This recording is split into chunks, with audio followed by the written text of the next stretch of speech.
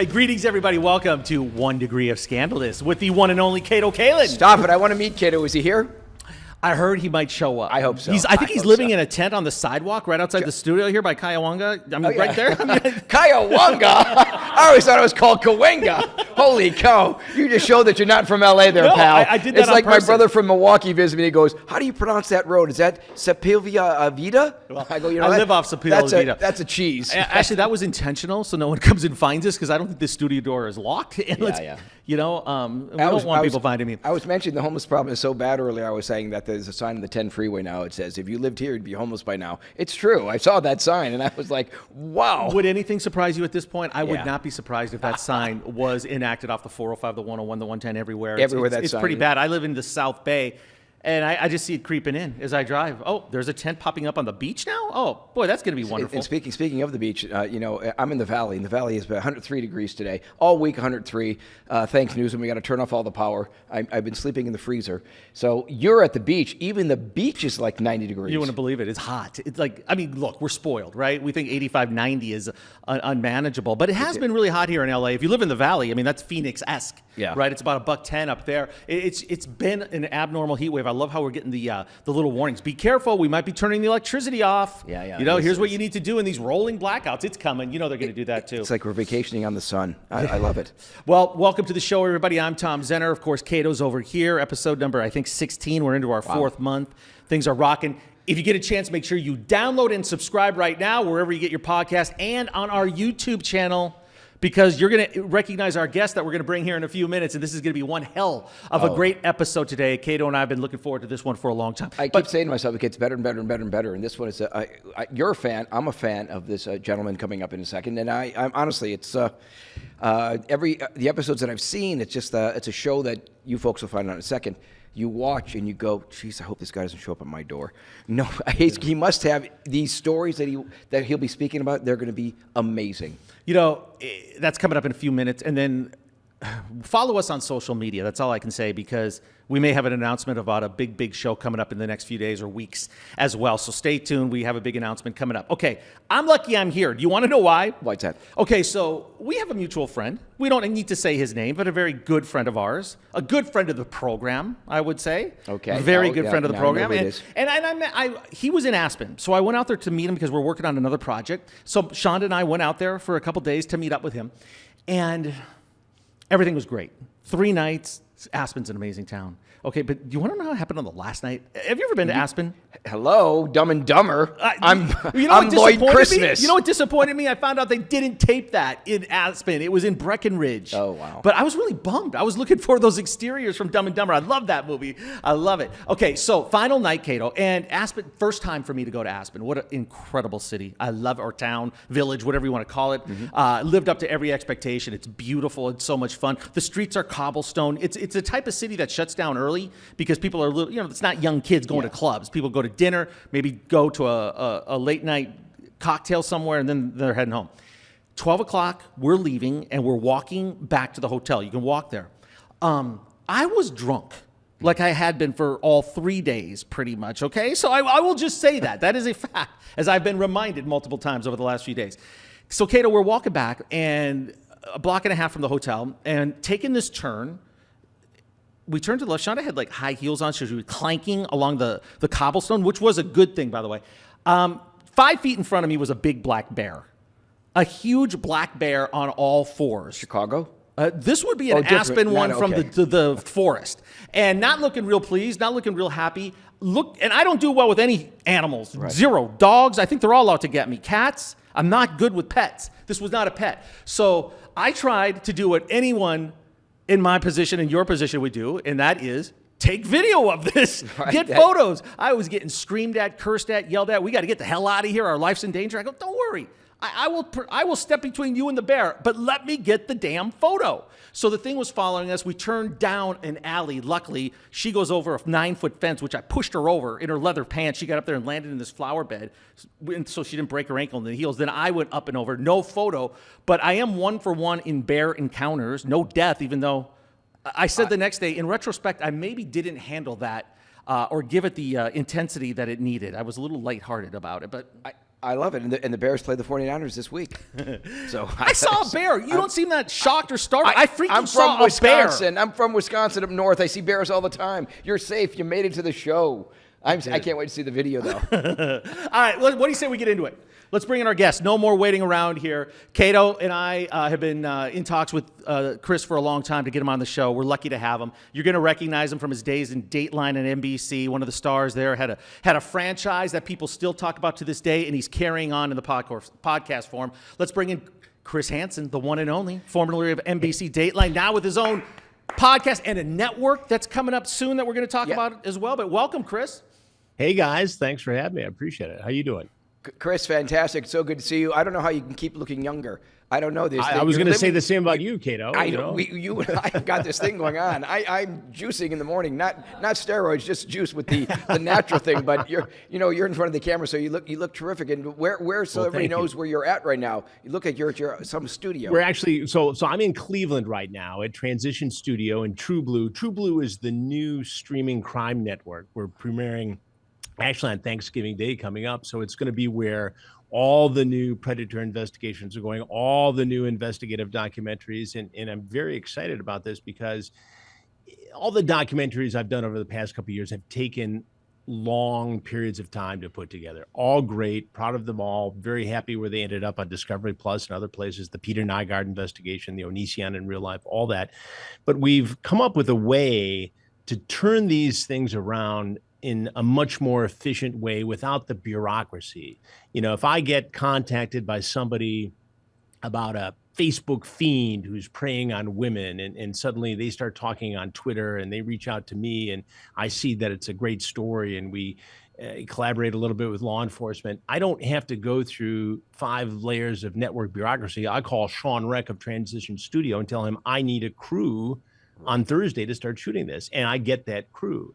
So we've partnered. Sean I first met when he did the White Boy Rick documentary and interviewed me for that 4 or 5 years ago because I had broken the story as a young reporter in Detroit, and we kept in contact over the years. And he came up with this idea. It's his second streaming network, and it's really the future of my content. I'm thrilled to be a part of it. Congrats. So I was going to say, how big of a team do you have then? Because all these stories that go on, it's you, obviously, you have a producer, but how you have other people going, hey, Chris, we got a great story, and how many people are actually working to get this story put together? We've had dozens of people who are involved, and we're hiring more every day. So, producers I've worked with at Crime Watch Daily, the syndicated show I did for a couple of years, at Dateline, throughout my entire career, I've been blessed with, talented people who made my, products better and who I've learned from. And so all these people are kind of in the orbit of True Blue. And to partner with somebody who's made films that have always made money, that have always ended up on Netflix or some, really premier platform, in a guy like Sean Reck is a dream come true, at this stage of my career. And so I'm excited. It's a busy time. I mean, I was just in Florida last week, just got back Monday from a 7-day Predator shoot. And, 18 years after we first did the initial Predator investigation, all these guys still show up, and virtually every one of them guys talk to me. Unbelievable. It's a profile. Like for 30 minutes. You've been finding these guys for almost 2 decades. You've created a franchise that's known around the world. You're famous because of it. Unfortunately, it's a disturbing topic. But when you consider what you've done as a journalist, you've saved a lot of lives, helped a lot of people, made a huge difference. You've been involved in this for so long. You see the scum of the earth, the lowest of the low with these people. Has it taken its toll on you at all, having to see this firsthand and tell these stories? It does sometimes, but I realize, Tom, that what we've done here is create a dialogue and raise awareness like no other project I've ever done. I always tell people, the Predator franchise is maybe 10% of my portfolio. 10 Emmys, all these other awards are for other projects. But, it was Predator that became so iconic and so popular for so many different reasons. And yes, there's a dark element to it, but there's also a humorous element to it. There's this issue of taking people inside the commission of a felony. When my older boys who are now in the business were in high school, they went to high school with kids whose dads did a lot of cool stuff. You know, it wasn't a big deal to have a dad on TV. But when South Park did, you know, a Chris Hansen Predator parody, suddenly I was the coolest dad because, you know, you can't beat that. We saw that episode. We saw it before the show with the crew. We were just going, I think Chris must have a great sense of humor. Have a seat. I don't have a seat. I don't have a Chris, seat. good luck anybody else in your neighborhood having a South you know, Park the funny thing about that is they don't tell you. You know, if Simpsons does a Chris Hansen character, they call you. There's a negotiation. You go in the studio, you do your own voice. Yeah. You know, you're on Blackish, you go in and you work with Anthony Anderson. If you're on, you know, 30 Rock, you go in and do what you do there. But South Park doesn't tell you; they just do it. Yeah. And so I'm in San Francisco on an unrelated story to Predator, and my agent, one of my agents from William Morris, calls and says, "Hey, South Park's," actually text. He said, "South Park's doing you tonight. It's pretty funny." I said, "Well, I'm in the West Coast. I'll, you know, in 3 hours I'll watch it." And then there's another text about 22 minutes later. It's taken a dark turn. Wow. It's funny. But you know what, Chris? If you've seen the episode, you know what the dark turn is. But you know what? You make a very good point, and you mentioned it a few minutes ago. There is a humorous or entertainment value of what you do, of such a disturbing topic. Right. And I think it takes a special personality to be able to pull that off, because it could have become farcical. It could have become someone taking themselves too seriously. But you have a way of cutting the tension with that trademark line, "Have a seat." People are just watching the segment and waiting for it. And that's when the bottom had to drop out of their heart and all the blood left their veins. Their body temperature probably went down to 40 degrees because they knew what was coming next. We had a guy in this latest investigation who was online trying to meet a 13, 14-year-old girl.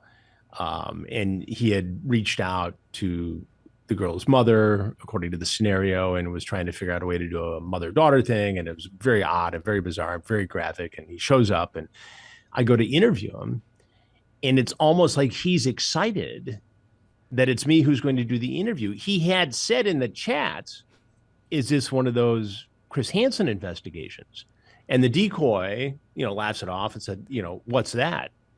And he said, "Oh, you know, the guy who sets up the stings and blah, blah, blah." And so when I walk in to interview him, he gets this look on his face, and it's like a Silence of the Lambs moment, because he's excited to tell his life story about how he ended up being attracted to children to me.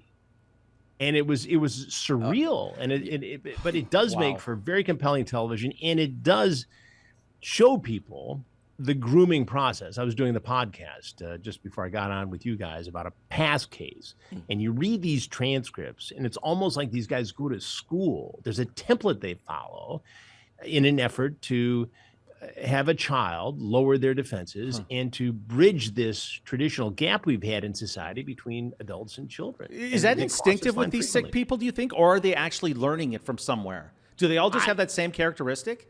I think it's part instinctive. I think it's a way of breaking down a child's defenses, finding the vulnerabilities.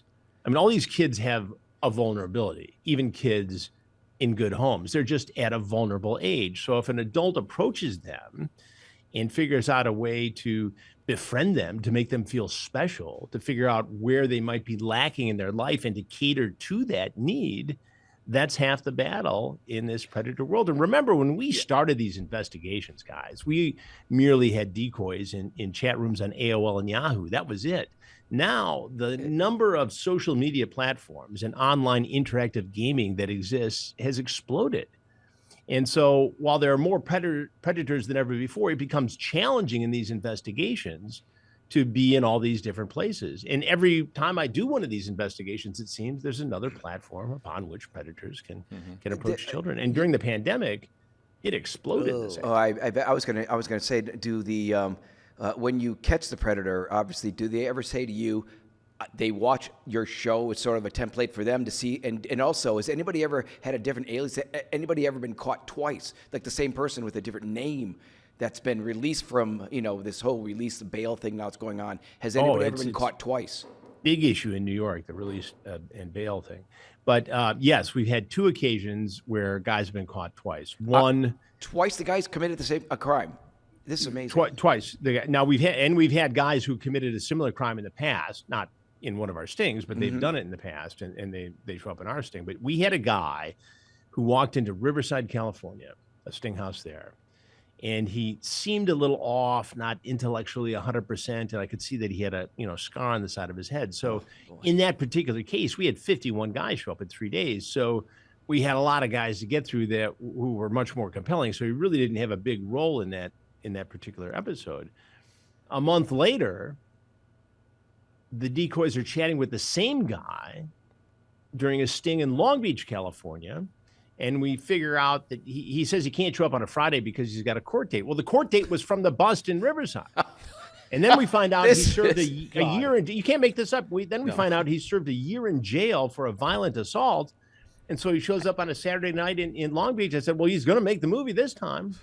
Oh, that's disturbing. That's just unbelievable. So, and the sad thing is, you're never going to run out of material to do stories. I don't think so. It would be nice if you would. But hey, here's a theory that I have, because watching you back in the day on Dateline, you had these guys kind of like you were a marionette. You were able to like pull their strings and get them to do what you want. It seemed like they were starving to tell their story. Do you think they're so narcissistic, so sick, and so sociopathic that they didn't think what they were doing is a felony? Like, or did they know that they are, the lowest of the low and probably belong in jail? I think they knew, but I think in the course of setting this up, committing the crime, and going to, act out in this way, they justify it. They come up with excuses. Okay, this girl's going to be of age at some point. I really wasn't going to do anything. I was going to just go there and help the girl. Maybe if she agreed to it and she seemed mature. They have 100 reasons why it's okay. Intellectually, they know they're committing a crime. Intellectually, they know that this could damage a child's life forever. But emotionally, they go through this process where they justify it. And you've got guys who have this predilection towards sex with a boy or a girl, and they wouldn't act on it without the internet. But then they get into this addictive trap and the anonymity and the 24/7 access, and they blur this line between fantasy and reality. And the next thing you know, they're knocking on our door. They're coming in. Yeah, Chris, I do a lot of Twitter and for sports, but when I go through the Twitter feeds, I see with the change of life with woke ideology and everything going woke, and then people promoting, gender and sex changes, but also promoting teaching kids sex at age 5, at age 6. Are you ever invited to be the speaker because you know how bad this really is of not teaching it? Are you ever doing public speaking? And because I read this and I get sick to my stomach going, this is a child. I've never been invited, obviously, for reasons we all know, to speak to a group who's in favor of this minor attracted persons maps or whatever they call it, where they try to justify that this is normal, it's a condition. And it's just not. It's a crime. No, and there's a reason why, we attach an age to consent. And because children, obviously, we all know this, cannot, choose until a certain age. And I do speak in terms of human trafficking issues and child safety issues and things like that. But there is a movement, and it's wrong, it's disgusting, and you can't justify it no matter what anybody says. Yeah, no, and I meant speaking to the people like against it, because when I I speak to groups of parents and students all the time. And sure. I have a whole list of things that people should do to protect their children. Unfortunately, when you talk about a drug problem, there's demand reduction. There's a treatment. And the reality in America today is that there isn't a widely available treatment for guys with this affliction. And it's not just one type of thing. It's not like, okay, if you've got lung cancer, you treat it with immunotherapy or radiation. This is a very complicated issue, and there aren't enough people who are studied in it, practicing medicine in this venue. Yeah. It's not a sexy part of medicine. If you go to medical school and you go $200,000 in debt, do you want to treat predators, sexual predators in a federal lockup? Or do you want to do plastic surgery on Park Avenue? Yeah. Right, exactly. Chris, You know? I've probably done about 35 or 40 episodes of Patrick Bet David's podcast, and I missed you Yeah. by a week. That was a great episode, Cato. Go back and check it. And we're going to talk to you a little bit about this later, but the tips that you give out for parents and warning signs to look at. But let's go back to the beginning. We had to do a little research on you through a good friend of ours at NBC, Benita Alexander. Sure. Dateline producer for 17 years. We had her on the show. Phenomenal guest. An incredible story. Go back and look at the episode on our YouTube channel or listen to it through Podcast One, because she was a compelling guest. And she said you were the hardest worker. She said you had the best sources. Did you work with her in Detroit as well? We worked. Yeah, I grew up in Detroit and went to school at Michigan State. And so I was at Channel 7 and Channel 4. And Benita had worked at Channel 4 on the assignment desk. And we became friends there. And then worked together at Dateline, obviously. And just, really one of those people who's just such a top flight producer. So then the question. I'm sorry. Go ahead. Go ahead. No, but when you talk about the situation she found herself in, I mean, somebody that smart, that attractive, that much going for, well, he's a predator who can be targeted by somebody who's a master con artist. Right. Yeah. He is such a different disturbing type of level. predator. Yeah, but just and we've got 2 or 3 Almost. stories along those lines for True Blue, where smart people are victimized by true stone cold predators of a different sort. Mm-hmm. And every day. I remember running into Benita when all this was going on, and I said, "How you been?" And she said, "Well, I'm going through this thing," and didn't get into a lot of detail, but I've seen both documentaries that she was in. My wife and I watched them both, and it just shocking that something like that could happen to somebody whose life is that together. Yeah. So, Cato, she was talking about Chris, how aggressive he was, a great investigative journalist at the local level, and then when you got to NBC. But where does this come from? Nobody thinks about this where you're at Michigan State. I want to catch predators lately. How did the chips fall into place where you got the first chance and it turned into a huge, world famous franchise for you? To be honest with you, I was talking to a reporter in Detroit who told me about Perverted Justice, the online watchdog group. And at that moment, Perverted Justice would, have their decoys go into chat rooms, and if an adult approached a child or somebody posing as a child and brought up the specter of sex, they would post that person's identity on their website, and that was it. And I started to think, well, if we could combine their ability, Perverted Justice's ability to be decoys online, with our ability to wire a house with cameras and microphones, it could be compelling. So I pitched the story, not as a series, not as a whole, project on its own, but just as a segment on Dateline. And we did the first one in Bethpage, Long Island. And I remember driving out there in February of 2014, and I'm thinking to myself, what if I've just wasted $50,000 of the network's money? What if nobody shows up? And with that, my producer, Lynn Keller, calls me and says, "Where the hell are you? 2 guys are scheduled to be here in 45 minutes. And in the next 2.5 days at this small house in Bethpage, Long Island, we rented it from a retired NYPD lieutenant. 17 guys showed up, surfaced in the investigation, including a New York City firefighter trying to have sex with a child. And I was just stunned when it was over. And this material was at NBC for a long time, and we knew it was important. We knew it was compelling. We knew, people would be intrigued by it. But the executive producers and the bosses had a little bit of a difficult time getting their arms around it. How do we promote it? What do we do? And I became frustrated, and I finally said, "Do you want to know how to promote it? There's a man standing on your back porch, holding himself, planning on having sex with your daughter, and tonight we're going to show you how to stop that from happening." And a month later, it was on television, and we decided to do it again. Now, we did it the first 2 times without collaborating directly with law enforcement during the investigation. We just did it. Prosecutions were made later, but by the 3rd time, it became clear that in order to be socially responsible and even to be fulfilling as television producers, we needed to have something happen to these guys. And that's when we collaborated with the Riverside County Sheriff's Department in that investigation. We've worked with law enforcement ever since. And we've had to kind of change the way we do things to be socially responsible, to make sure that there is a matter of justice. A lot of guys on YouTube who go out and they find somebody who wants to meet a kid and they pounce out from behind a convenience store or a row of bushes, and they scare the bejesus out of this guy and make him run away. And it's 10 seconds of compelling video. That's not what we do. My job is to get inside this guy's head and to figure out what he's doing, why he's doing it, and how to stop him from doing it again, and take people inside this journey of discovery, which is, my philosophy on all of this, whether it's a murder case or a predator case or a con artist case, and bring people inside the commission of a felony and show them how it happens, because they get to see things they wouldn't normally get to see. They get to hear things they wouldn't normally get to hear. And that's my job as a journalist, to, be enterprising.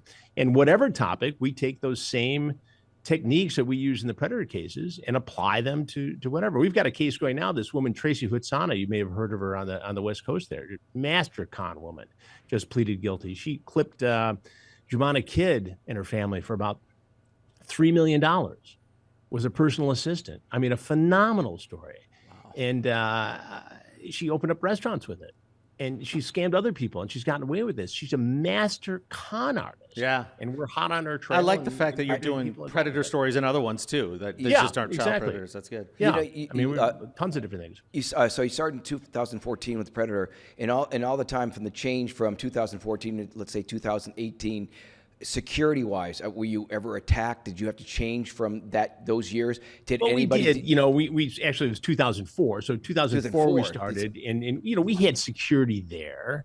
They'd take the knives out of the kitchen and everything. But yeah, we've had to ramp this up because we had a case in Florida where a guy had been chatting online for a whole week, never showed up, and we understood that he might have been in law enforcement in a small town at the Florida-Alabama border, but you never really know till the guy shows up.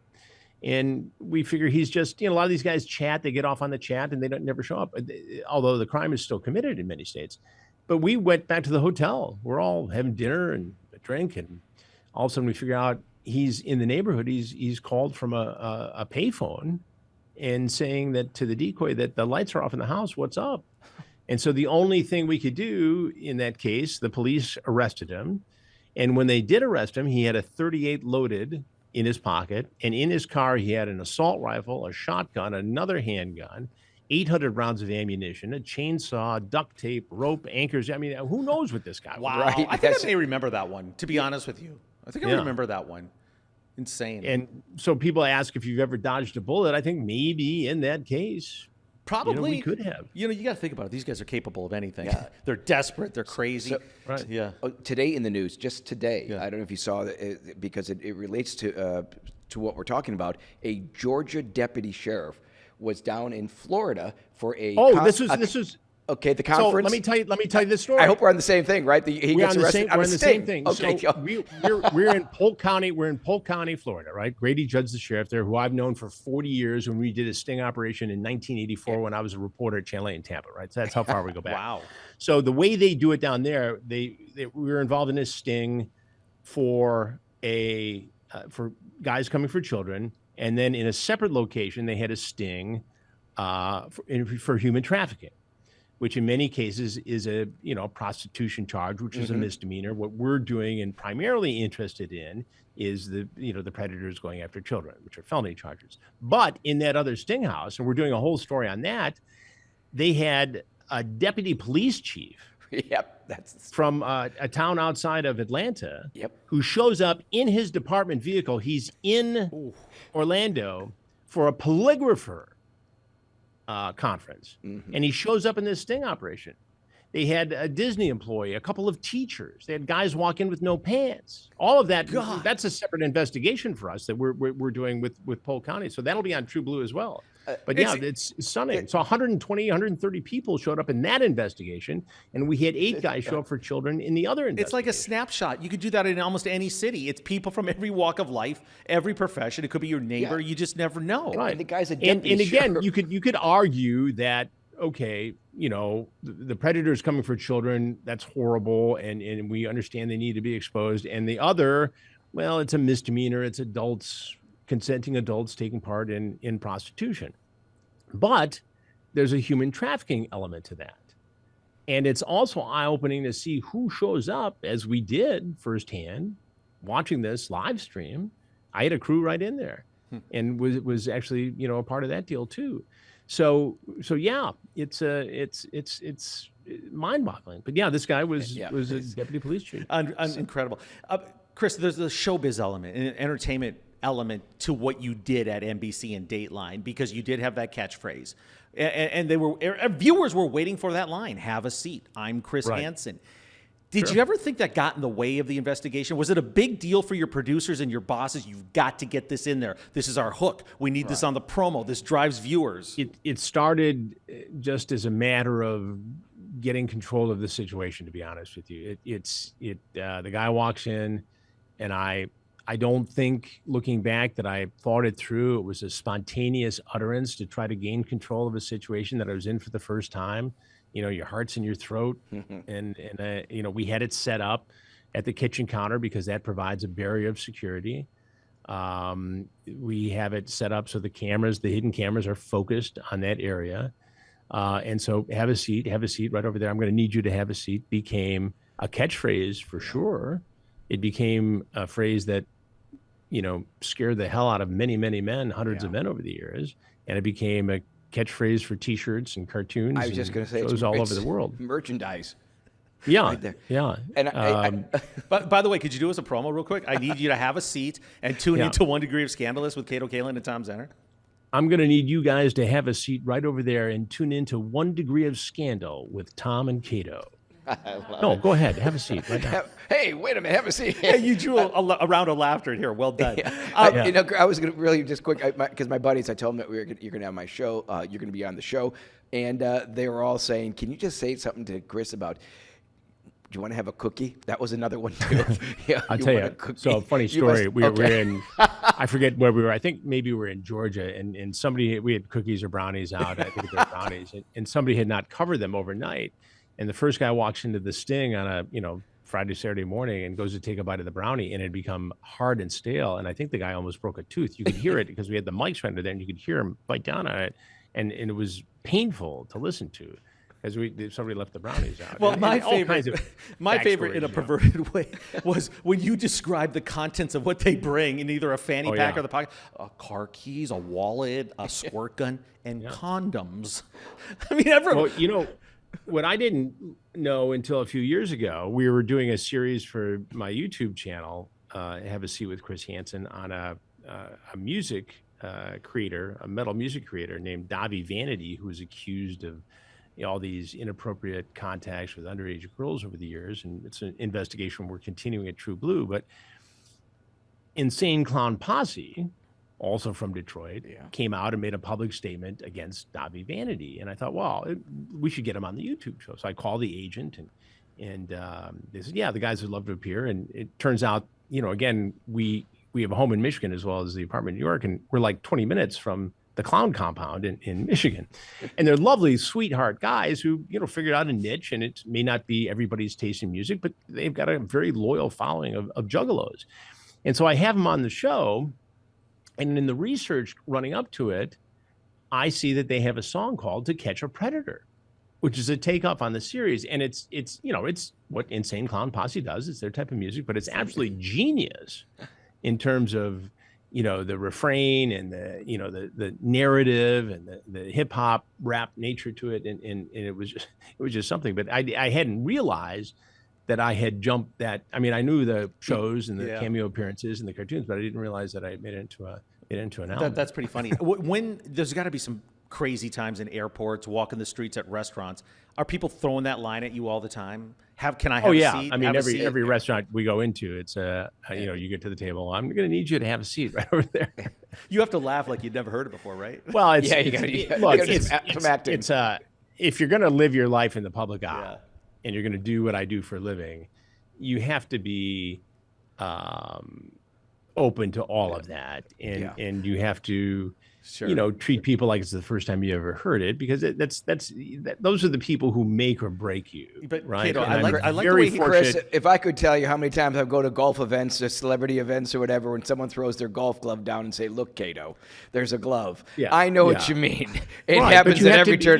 And you have to be gracious, and I think I'm as a hard ass as I can be during these stories. I mean, in person, that's my personality. I'm gracious, and I do enjoy talking to people, and I get a lot of satisfaction from knowing that I reach people. But this particular franchise is now in its third generation, right? You know, you've got 70-year-olds who know it. You've got 50-year-olds who know it. And now you've got kids in high school who are catching it on YouTube and other platforms for the first time.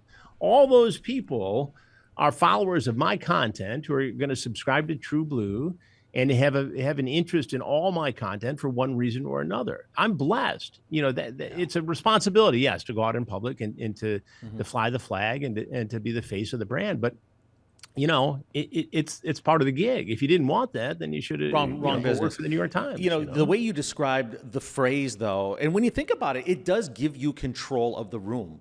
That person is now listening to you. Well, he's going to answer your questions. It is all about control, because I cannot tell you, Tom, how many times I've had somebody with one foot pointed towards the door who I've managed to coax in and have a seat. And it goes back to being genuinely curious as to what brought them into that situation. Right. And there are a number of ways to get somebody to talk to you.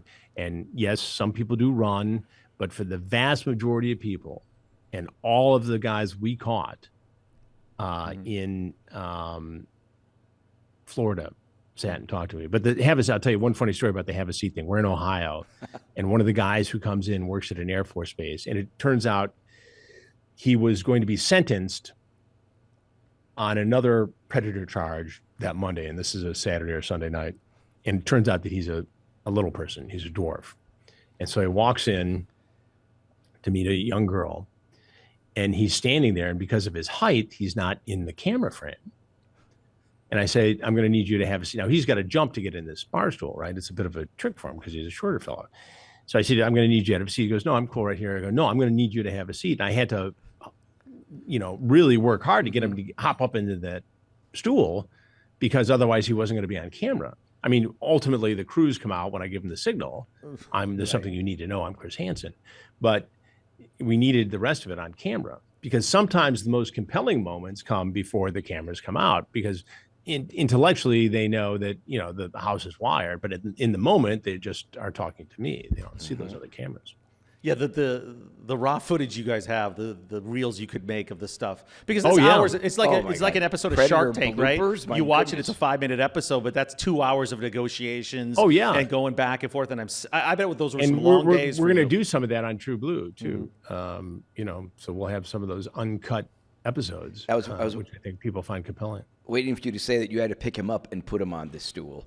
I was waiting for it. Almost came to that. Yeah, I was just going to say it had to almost come to that. That's how close it came. I thought you were going to say, I'm going to need you to have a booster seat. Yeah. Well, that would have worked too, but he finally got up there. So. Hey, Chris, are the originals on Peacock? Can people binge on these if they want to? They really aren't, and I'm not sure why. For many years, they did Predator Raw on MSNBC, many years. And the Hansen versus Predator, the one we did in Fairfield, Connecticut, which ended up on Crime Watch Daily, those you can see. I own those, and then they also on the True Crime Daily website.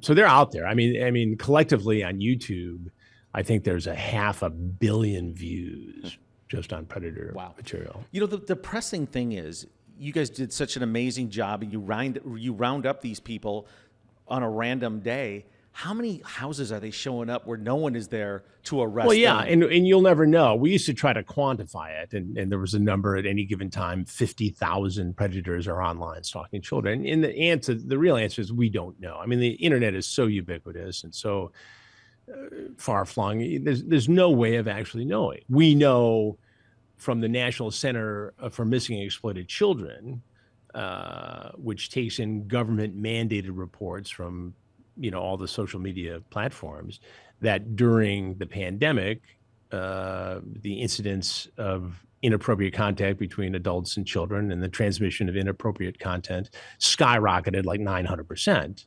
Those things you can quantify, but in terms of who's there lurking about, and then we don't even get into what's going on in the dark net. And again, who are these people? You talked about the deputy chief who got caught in the human trafficking sting, Cato. We had a guy on our side of the house in the predator sting who was the son of the former assistant chief of Bridgeport, Connecticut. And he's, throwing his mom's name around like it's going to get him out of trouble. and he knew this was a sting all along, and he was just out to, expose that. I said, Wow. you forget, sir, that I know the answers to most of the questions before I ask them.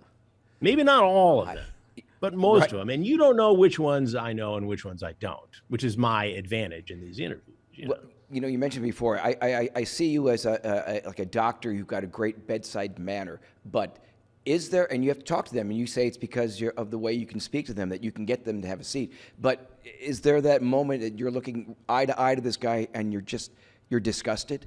You're just like, oh yeah, absolutely. I mean, how can you not be? Because I approach this not only. I mean, my kids are older now. My guys are. I was going to say being a parent, 28, but in the early days of it, I was not just responsible to the viewers and to my bosses at the network. I'm responsible to the other parents at the same school where my kids attended. I'm responsible to the teachers at that school. I'm responsible to the cops who have to do this without the fanfare and notoriety I get. I mean, these investigations go on around the country all day, every day, thankfully. And so there are a lot of unsung heroes who do this work. I mean, I get a lot of I've got the pop culture icon status for it. And I get that. And I think I use it responsibly to do other projects and to channel that energy and that notoriety to create content that people need to see. You know what I would think is fascinating that you've probably witnessed for a long time is the segment can't show everything. You roll on the dramatic stuff, the walk-in, the confrontation, the backstory.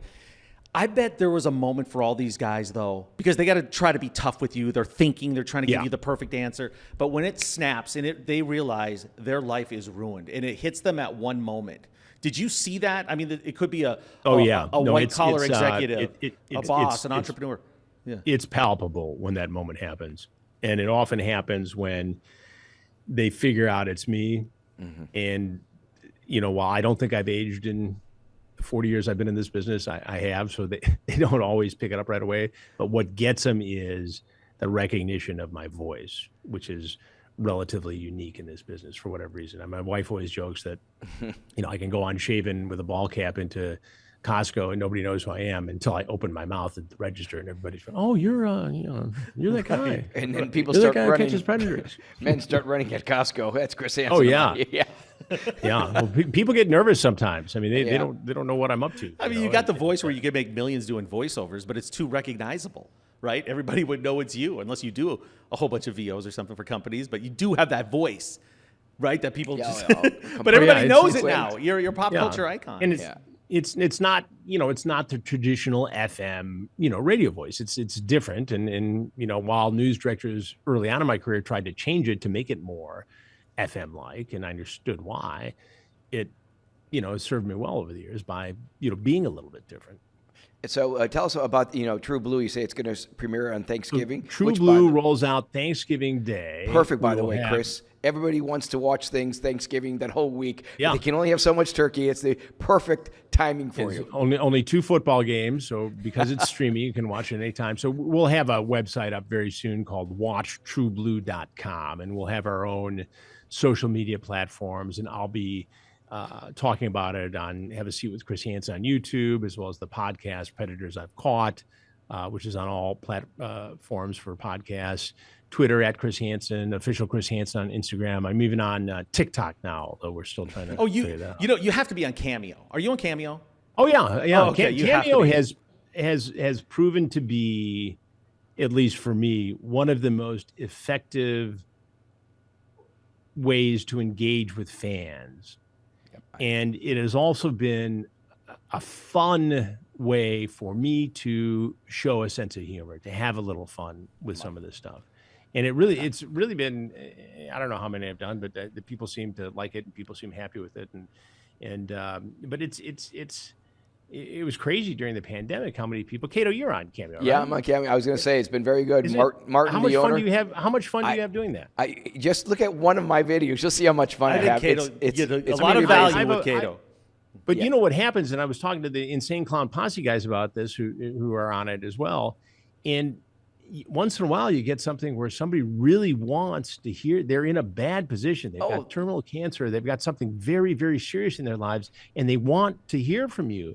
And I spend hours wrestling with what do I say to help this person make them feel better? It's, look, I have the funny part down to a template, but when it's serious like that, I'll set it aside for a day and I'll lose sleep over these things because somebody really wants solace and comfort that I may or may not have the ability to actually provide, but I need to come up with something. Right, and then you do it, and then you get a comment from them of how wonderful you made them feel, and it makes it like, I'm telling you, it is without question the most effective way to engage fans of anything I've ever seen. Yeah. It was a genius idea.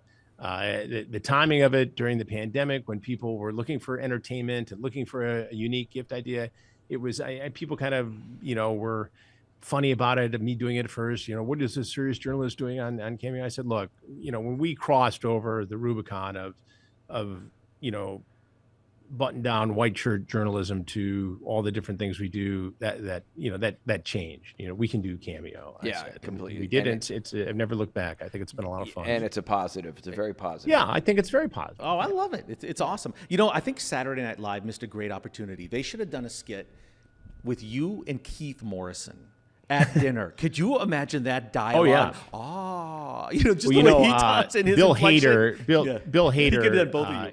impersonated us both. He did the Keith Morrison thing, and then he had the Chris Hansen show one night. And the guy who did my security when I was at NBC, Ronnie Knight, also did security for SNL. So I would get tipped, when something was coming. But it was the Chris Hansen show, and they had a band leader, and the guests would walk out, and the producer would give him a bag. And what's in the bag? I don't know. Your producer handed it to me. Let me just take a look. And it was hysterical. We're going to run that clip. The show, and the cast came out on stage, as they always do. And we're right on the front row of, the balcony. And he looks up and he catches my eye and he goes, he gives me the scared look. I said, no, it was good. It's all fine. But, yeah, it's all good. I've made SNL several times over the years. It's funny and flattering. Chris, this has been awesome. I know you got other stuff to do today, and Cato's got a busy day too. Predators I've caught, the podcast, the True Blue coming up. What can you tell everybody to tune in for? Well, keep an eye on all my social media. The podcast Predators I've caught with Chris Hansen, YouTube Have a Seat with Chris Hansen, and True Blue TRUBLU coming this fall. God, you're busy. Best of luck, man. All will be hits. All good. Friend. They will all be hits. It's just phenomenal to meet you. Thank you so much for doing our show. Well, thanks for having me, guys. It was a pleasure. Yeah, Appreciate anytime, it. Luck Chris. with everything. We'll run into you down the road. Call us when you're in LA. Absolutely. We'll get I'll together be out there, for sure. Next week. Okay, awesome. Bye, Chris. Chris Thanks so Hansen, much. thank Chris you so Hansen, much. Thanks, guys. everybody. Take care. You bet. Appreciate it. All right. 1 Degree of Scandalous with Chris Hansen. Whoa, it's a winner. It's a winner. I was going to show Chris and say, Chris, does this picture look familiar? And show Tom Zenner's face. He always seemed different looking to me, right? Yeah, Tom. Yeah. How's Cameo for you? How often are you doing it? Cameos during, like Chris was saying, during COVID, I would be getting at least 4 a week for me, which is a lot. Now it's probably 1, 2. It really fluctuates. Never but know, I right? know during seasons of holidays, like I'll probably get a few for Halloween. I'll get many for Christmas, and it's fun. And I put a lot of energy into these. I've watched a lot of people do their cameos. I'm going, geez, I'm gonna make mine special. I write a complete song. Play the piano, and I Time out. A custom song? custom song. So you just change the lyrics depending on who it is? Is it the same song? Well, for instance, if you ordered something for Shonda, your wife, you would tell me things about her that she loves, and I would make it into a story, into a song story. Dang, Cato, you got to raise your Dang, prices. Cato. You got to raise your prices. Yeah. That's awesome. What else is going on in your life? Everything good? Well, hearing your Aspen story, I want to hear more about your life. My goodness, I thought I was the guy that traveled a lot. You've been gone the last every week. You're gone. The bear, man, I do wanna see looking the right in video. his eye. Why did you do a picture, not a video? Well, because I was getting yelled at by the other bear, I my know, but wife. The video, the video is much easier than the photo because you can run, you can show the effect of the bear. I am reacting to it much better now. I was just too excited to Cato, meet Chris. there was a dangerous, crazy 5 beast feet- next to me, 5 feet away. and there was also a bear.